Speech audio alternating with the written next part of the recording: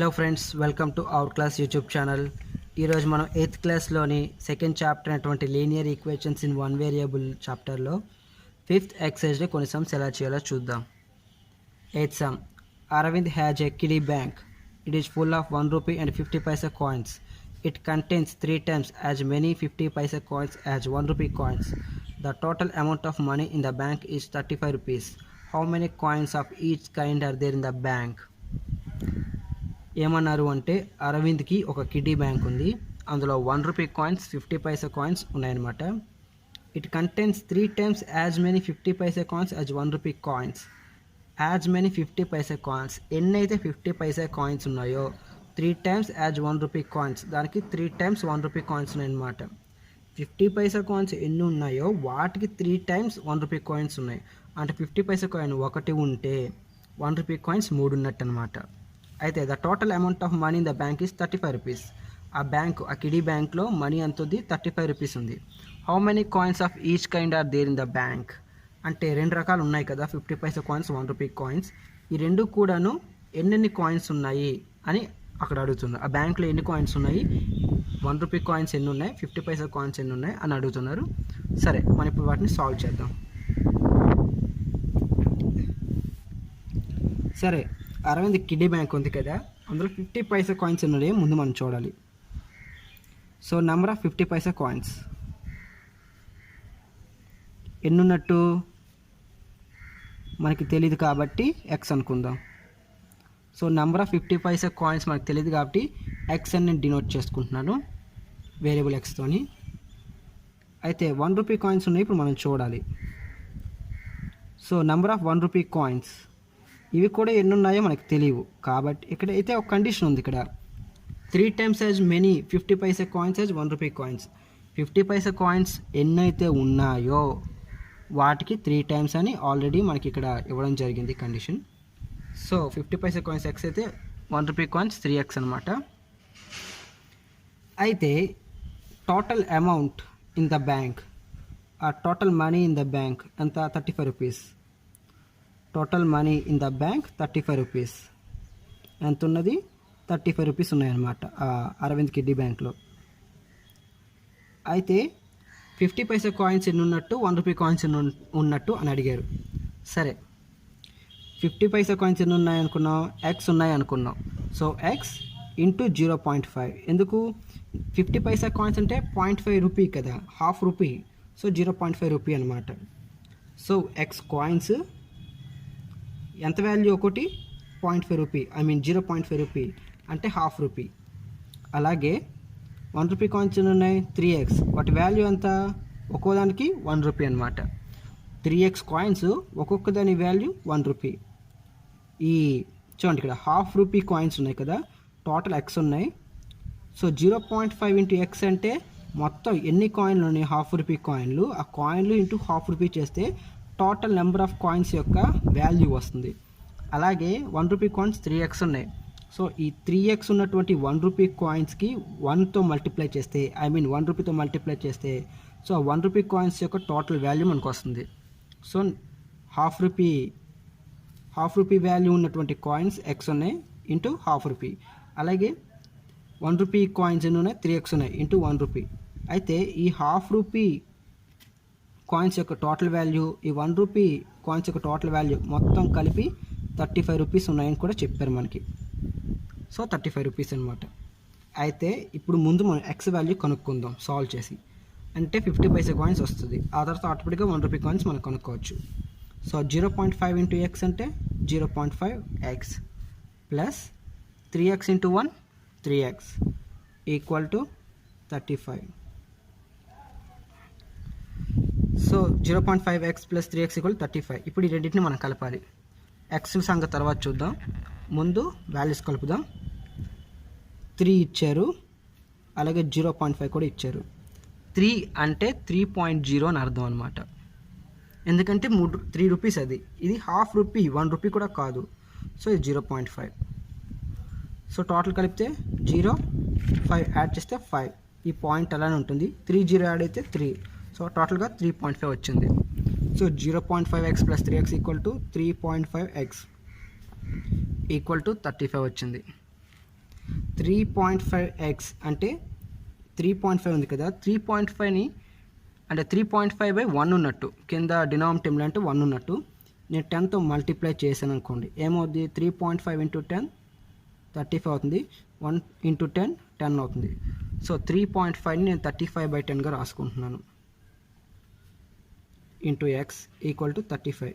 మీకు అర్థమైంది అనుకుంటున్నాను 3.5 35/10 ఎలా అయిందో. ఈ మెథడ్ ప్రకారం చేస్తే 35/10x అయింది. ఇప్పుడు ఎల్హెచ్ఎస్లో ఎక్స్ని 35/10 మల్టిప్లై చేస్తుంది, ఆర్హెచ్ఎస్కి పంపిస్తే డివైడ్ చేస్తుంది. సో డివైడ్ చేస్తే 35/10. చూడండి ఇక్కడ న్యూమరేటర్ని డినామినేటర్ కూడా ఫ్రాక్షన్ ఉంది, అది డివైడ్ చేస్తుంది. ఇది కష్టం కాబట్టి నేనేం చేస్తానంటే డినామినేటర్లోని ఫ్రాక్షన్ని న్యూమరేటర్కి తీసుకెళ్తున్నాను. అప్పుడు డివిజన్ కాస్త మల్టిప్లికేషన్ అవుద్ది, అలాగే ఫ్రాక్షన్ కాస్త రెసిప్రోకల్ అంటే తిరగబడుతుంది. రెసిప్రోకల్ అయితే 35/10 కాస్త 10/35 అయింది.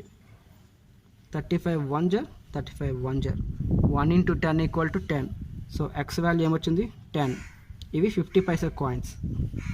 మరి 1 రూపీ కాయిన్స్ ఉన్నట్టు 3x ఉన్నాయి అంటే 3 × 10 అంటే ఎన్ని ఉన్నట్టు 30 ఉన్నట్టు. 1 రూపీ కాయిన్స్ 30 ఉన్నట్టు. సో 50 పైసా కాయిన్స్ ఎన్ని ఉన్నాయి, 50 పైసా కాయిన్స్ 10 ఉన్నాయి. 50 పైసా కాయిన్స్ ఈక్వల్ టు 10. అది 1 రూపీ కాయిన్స్ ఎన్ని ఉన్నాయి, 30 ఉన్నాయి. 1 రూపీ కాయిన్స్ ఎన్ని ఉన్నాయి, 30 ఉన్నాయి.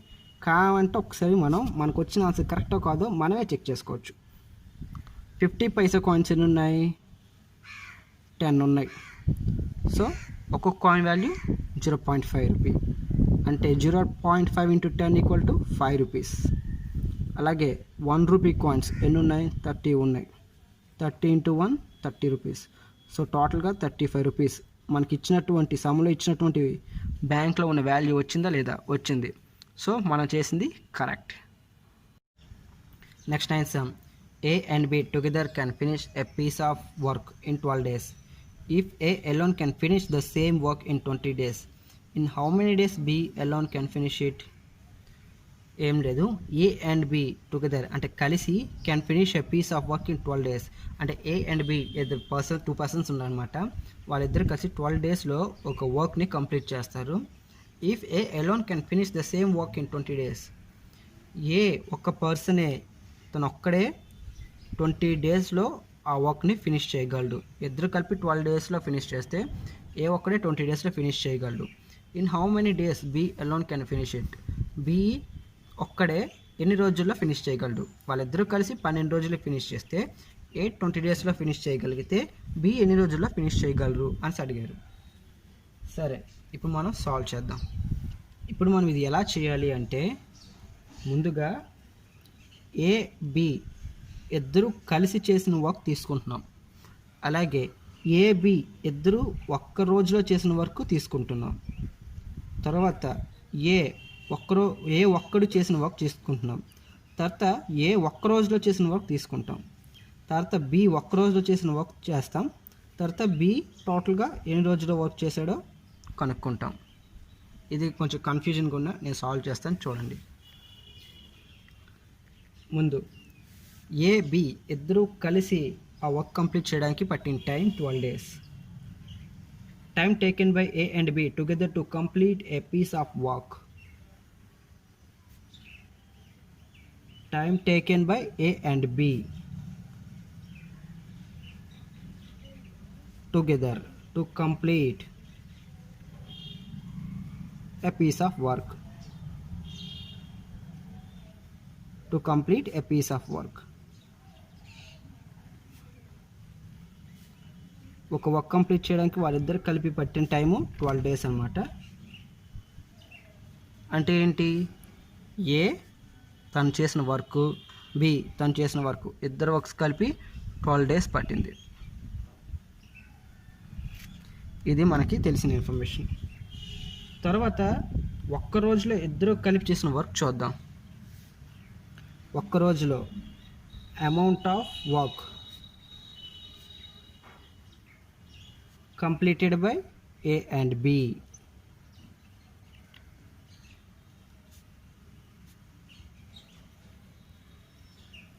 together in one day.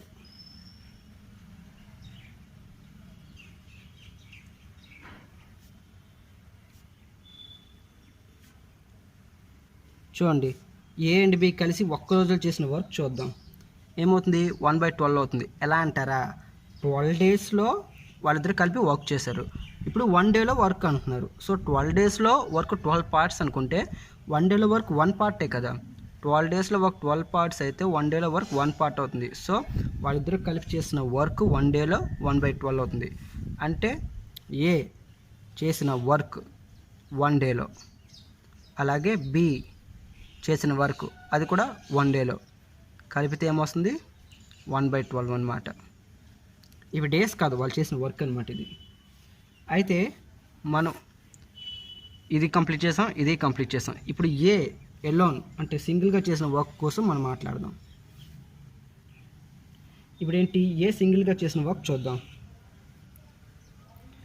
Time taken by A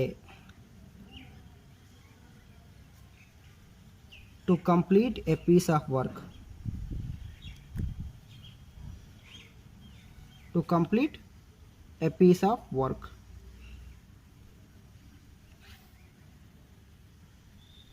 Alone అంటే సింగిల్గా అతను చేసిన వర్క్ ఎన్ని రోజులు అన్నారు, 20 డేస్లో అన్నారు. 20 డేస్లో అన్నారు. అయితే ఏ సింగిల్గా ఎన్ని రోజుల్లో చేశాడు, 20 డేస్లో చేశాడు. ఓకే, మరి అతను ఒక్క రోజులో చేసిన వర్క్ కూడా మనం చూద్దాం. సో అతను ఒక్క రోజులో చేసిన వర్క్ ఏంటంటే amount of work completed by A. ఒక్క రోజులో ఏ చేసిన work, amount of work completed by A in 1 day. ఒక్క రోజులో ఏమవుతుంది, 1/20 అవుతుంది. ఎలా అంటారా, చూడండి, ఏ ఎన్ని రోజులు చేశాడు, 20 డేస్లో. మరి ఒక్క రోజులో అంటే 1/20 కదా అవుతుంది. ఏ 20 డేస్లో వర్క్ కంప్లీట్ చేస్తే 1 డేలో 1/20 వర్క్ కంప్లీట్ అవుతుంది. సో మనం ఇది కూడా కంప్లీట్ చేస్తాం. ఏ ఫుల్గా 20 డేస్లో చేసింది, ఒక్క రోజులో కూడా చేసింది మనం కంప్లీట్ చేస్తాం.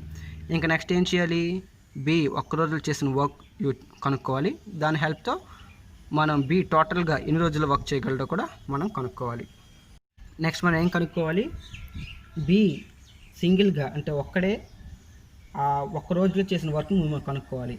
అయితే ఒక్కడే తను ఎన్ని రోజులు కంప్లీట్ చేయగలడో కనుక్కోవాలంటే ఒక్క రోజు చేసిన వర్క్ ముందు కనుక్కోవాలి. అది ఎలాగో చూద్దాం. సో ఇప్పుడు ఏం రాస్తున్నామంటే amount of work completed by B. Amount of work completed by B in 1 day.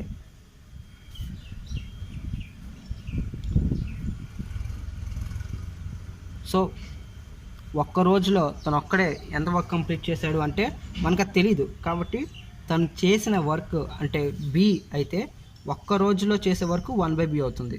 తను ఫుల్గా చేసే వర్క్ బి అయితే, ఒక వర్క్ కంప్లీట్ చేయడానికి తను చేసే వర్క్ బి అయితే అది ఒక రోజులో చేసే వర్క్ 1 డేలో చేసే వర్క్ 1/b అవుతుంది. చూడండి, ముందుగా మనం ఆల్రెడీ చేస్తాం. Amount of work completed by A and B together in 1 day అన్నప్పుడు మనం ఇది రాసాం. చూడండి, ఒక్క రోజులో ఏ చేసిన వర్క్, ఒక్క రోజులో బి చేసిన వర్క్ కలిపి ఎంత అంటే 1/12 అని చెప్పాం.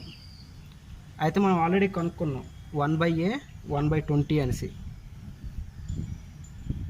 సో ఈ 1/bని అలానే ఉంచుతున్నాను, ఈ 1/12 అలానే ఉంచుతున్నాను. ఇప్పుడు ఎల్హెచ్ఎస్లో 1/20 ప్లస్ 1/b ఉంది, ఆర్హెచ్ఎస్లో 1/12 ఉంది. నేనేం చేస్తానంటే ఎల్హెచ్ఎస్లోని 1/20ని ఆర్హెచ్ఎస్కి పంపిస్తున్నాను. పంపిస్తే ఏమవుతుంది, 1/12 మైనస్ 1/20 అవుతుంది. సరే, 12కి 20కి ఎల్సిఎం చేద్దాం. 2 6 జార్ 2 10 జార్ 2 3 జార్ 2 5 జార్. సో 2 ఇంటూ 2 ఇంటూ 3 ఇంటూ 5 అంటే 5 3 జార్ 15, 15 2 జార్ 30, 32 జార్ 60. ఎల్సిఎం ఏమొచ్చింది, 60 వచ్చింది. So LCM 60. అయితే ఇప్పుడు ఇచ్చిన ఫ్రాక్షన్స్ రాసుకుందాం. 1/12 1/20. వీటికి ఏం చేయాలి, ఎల్సిఎంతో మల్టిప్లై చేయాలి. చేస్తే 12 5 జార్ 60, 23 జర్ 60. సో దీని వాల్యూ 5, దీని వాల్యూ 3 వచ్చింది. సో 1/12 ప్లేస్లో ఈ 5ని సబ్స్టిట్యూట్ చేస్తున్నాను, వేస్తున్నాను. ఈ 1/20 బదులుకి ఇప్పుడు 3 రాస్తున్నాను. సో 1/b = 5 - 3/60 వచ్చింది. సో 1/b = 5 - 3 అంటే 2, 2/60. 2 1 జర్ 2, 30 జర్ 2 1 జర్ 2, 2 3 జర్ 6, 0. సో 1/b ఏమొచ్చింది? 1/30 వచ్చింది. సో ఒక్క రోజులో b చేసే పని 1/30. అయితే ఇప్పుడు ఏం కనుక్కోవాలి? అసలు ఆ వర్క్ని b ఎన్ని రోజులు చేయగలరు అని అంటున్నారు. సో అది ఇప్పుడు మనం కనుక్కుందాం. ముందు రాద్దాం. 1 day of work, 1 day work. b యొక్క 1 డే వర్క్ ఏంటి? 1/30.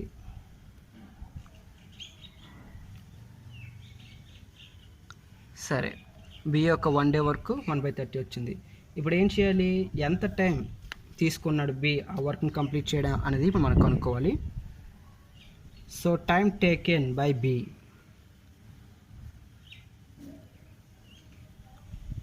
to complete a piece of work.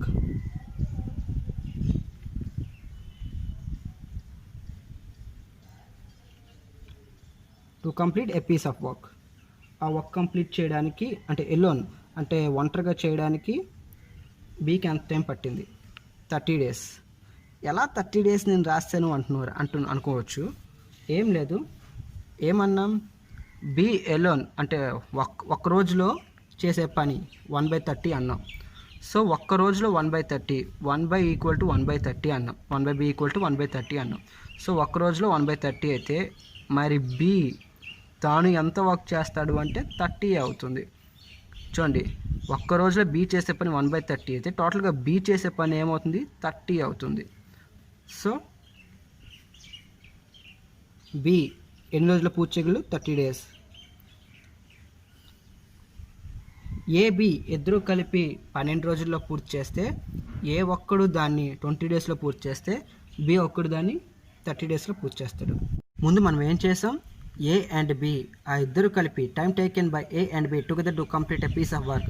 ఒక వర్క్ చేయడానికి ఏ అండ్ బి ఇద్దరు కలిసి పనిచేస్తే ఎన్ని రోజులు పట్టిందో చూసాం. 12 డేస్. అంటే a + b = 12 డేస్ వచ్చింది. Amount of work completed by A and B together in 1 day. ఇద్దరు కలిపి ఒక్క రోజులో చేసిన వర్క్ 1/12 అన్నాం. So 1/a + 1/b = 1/12. అంటే ఒక్క రోజులో అంటే 1/, వస్తుంది. అంటే 12 డేస్లోని వర్క్ని 12 పార్ట్స్గా డివైడ్ చేస్తే 1 డే వర్క్ని 1 పార్ట్గా డివైడ్ చేసుకుంటే 1/12 అవుతుంది. Time taken by A to complete a piece of work alone. సింగిల్గా ఏ తన వర్క్ని ఎన్ని రోజులు కంప్లీట్ చేస్తారంటే 20 డేస్లో. అదే వర్క్ని ఆ వర్క్లో ఒక్కరోజు ఎంత పని చేశాడో చూస్తే ఆ వర్క్లో 1/20 చేశాడు. Amount of work completed by in 1 day. ఆ వర్క్ చేస్తున్నప్పుడు 1 డేలో అతను ఎంత వర్క్ చేశాడు అంటే 1/20 వర్క్ చేశాడనమాట. Next amount of work completed by B in 1 day. ఒక్క రోజులో బి ఎంత వర్క్ చేశాడు అంటే 1/b. సో ఇద్దరు ఒక్కొక్క రోజులో అంటే ఇద్దరు కలిపి ఒక రోజులో చేసిన వర్క్ 1/12 ముందే చూసాం. అయితే ఒక్క రోజులో ఏ చేసిన వర్క్ 1/20 అయితే ఒక్క రోజులో బి చేసిన వర్క్ మనం ఇప్పుడు కనిపెట్టబోతున్నాం. సో 1/b = ఈ 1/20 LHS నుంచి RHS పంపిస్తే 1 - 1/20 అంది. సాల్వ్ చేసాం. 1/b వాల్యూ 1/30 వచ్చింది. సో బి ఒక్క రోజులో వర్క్ 1/30, 1 డేలో వచ్చేసిన వర్క్ 1/30 అయితే ఇప్పుడు బి ఒక్కడు పూర్తిగా వర్క్ తను ఒక్కడే చేస్తే ఎన్ని రోజుల్లో చేయగలంటే 30 డేస్. So 1/b = 1/30. ఒక్క రోజులో బి చేసిన వర్క్ 1/30 అయితే బి సింగిల్గా చేసిన వర్క్ 30.